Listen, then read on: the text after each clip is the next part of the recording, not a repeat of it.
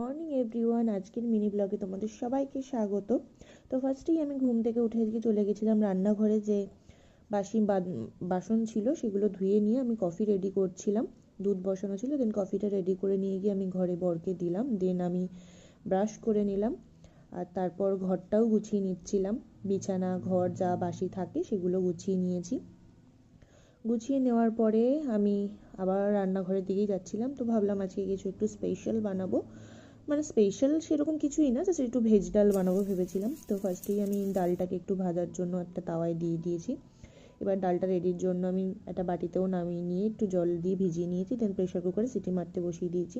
আর veg ডালের জন্য যা যা সবজি আমার লাগবে সেগুলোকেও আমি কাট করে নিয়েছি।